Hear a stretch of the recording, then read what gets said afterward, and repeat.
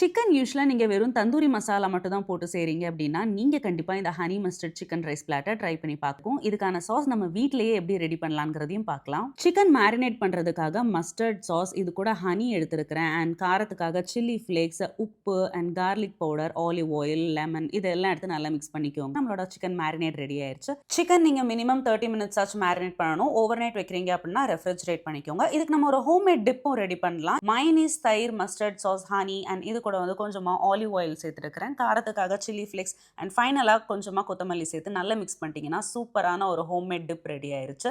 நான் இன்னைக்கு சிக்கன் ஏர் ஃப்ரை பண்ணியிருக்கிறேன். பேன் ஃப்ரை பண்றீங்கனாலும் ஓகே தான். இதுக்கு ஒரு ஆனியன் பட்டர் ரைஸும் ரெடி பண்ணிடலாம். பட்டர்ல பூண்டு, வெங்காயம் and mixed herbs, chilli flakes இவ்வளோதான் சேர்த்துருக்கிறேன். இது கூட குக் பண்ண ரைஸையும் சேர்த்து ஃபைனலாக மல்லியில வச்சு கார்னிஷ் பண்ணிக்கலாம். அவ்வளோதான், நம்மளோட honey mustard chicken rice platter ready ஆயிருச்சு. இந்த ஹோம்மேட் டிப்பில் அந்த சிக்கன் டிப் பண்ணி சாப்பிடும்போது அவ்வளோ ஜூஸியாக டேஸ்டியாக இருக்கும்.